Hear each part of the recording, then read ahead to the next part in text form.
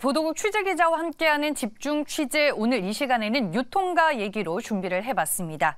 쿠팡이 3분기 매출이 8조 원을 돌파하면서 분기 기준 역대 최고치를 경신했습니다.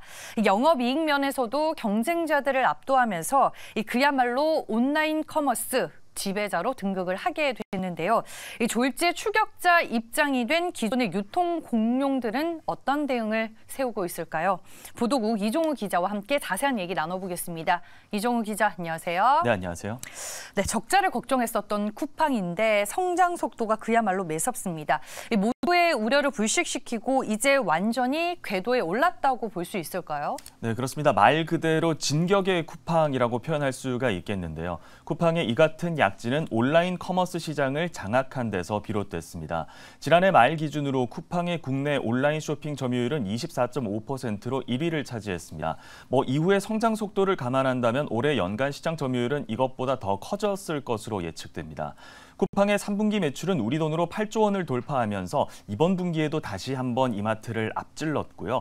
영업이익 면에서도 흑자를 계속해서 기록하면서 5개 분기 연속 흑자 행진을 이어갔습니다. 환율과 주가가 계속 변동하고는 있습니다만 시가총액도 이달 초에 40조 원에 육박하면서 신세계, 이마트, 롯데쇼핑을 모두 합친 것보다도 6배가량 높은 수치를 보여주면서 자본 조달력 면에서도 압도적인 모습을 보였습니다. 네, 그야말로 몇 년 전만 해도 상상하기 어려웠던 일들이 벌어지고 있는데요. 이 천문학적인 투자에 비해 수익을 내지 못하면서 밑빠진 독에 물을 붓고 있는 것 아니냐는 평가를 받았던 쿠팡인데 어떻게 이런 반전을 읽어낼 수 있었던 건가요? 플랫폼 경제의 특성상 초기에는 많은 시간과 투자가 필요한데요. 쿠팡은 6조 원에 달하는 누적 적자에도 불구하고 수년 동안 투자를 멈추지 않으면서 끝내 시장을 지배하고 흑자 전환까지 성공했습니다. 이렇게 새벽 배송 시장을 차지하면서 선점 효과를 톡톡히 누리고 있고요. 이제는 쿠팡 이츠와 쿠팡 플레이로 생태계를 점차 확장해 나가고 있습니다. 서비스에 새로 진입할 이유를 만들어줌과 동시에 또 떠나지 않을 이유도 함께 만들어주고 있는 겁니다. 이 같은 노력에 힘입어서 이달 기준으로 쿠팡의 활성 이용자 수는 2천만 명을 돌파했습니다. 그리고 쿠팡은 또 대만과 싱가포르를 비롯한 해외 시장 진출 등으로 사세 확장을 지속하고 있습니다. 이와 같은 쿠팡의 진격에 신세계그룹과 이 롯데를 비롯한 기존의 유통 공룡들도 가만히 있지는 않을 텐데요.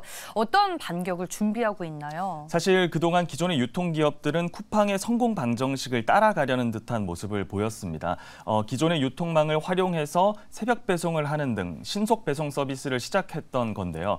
하지만 롯데쇼핑의 롯데온, 새벽 배송 서비스는 시장 진출한 지 2년 만에 철수를 단행했고요. GS 리테일의 GS 프레시몰, 그리고 CJ 제일제당의 쿠킷도 새벽 배송 서비스를 중단했습니다. 이미 새벽 배송 시장을 장악하고 있는 쿠팡과의 출혈 경쟁에서 어려움을 겪으면서 시장에서 발을 뺄 수밖에 없게 된 것으로 풀이됩니다. 한편 11번가는 올 6월에야 슈팅 배송이라는 이름의 빠른 배송 서비스를 런칭하면서 이 시장의 후발주자로 뛰어들었는데요. 앞선 기업들의 실패를 반면교사 삼아서 새로운 경쟁력을 확보할 수 있을지 주목됩니다. 네, 그런데 이제 쿠팡의 중심 사업 영역은 온라인 쇼핑에 한정이 되어 있습니다. 엄밀히 따지면 기존 유통 기업들과 사업 영역이 완전히 겹친다고는 할 수 없을 텐데요. 네, 맞습니다. 오프라인 쇼핑만이 줄 수 있는 경쟁력도 분명히 있는 거죠. 기존의 유통 공룡들은 이제는 쿠팡과는 뚜렷하게 구분되는 오프라인 서비스에 집중하는 전략을 펼치고 있기도 합니다. 일례로 여의도 더현대라거나 명동 신세계 본점이라거나 스타필드 같은 경우를 살펴보면 실제로 현장에 방문해서 쇼핑을 하는 것 자체가 하나의 나들이 컨텐츠가 되기도 하니까요. 한동안 기존 점포를 매각하고 신규 점포 출점을 중단했었던 이마트는 내년에 최소 5개 이상의 점포 부지를 확보하겠다면서 오프라인 점포 확장에 힘쓰겠다는 뜻을 밝혔습니다.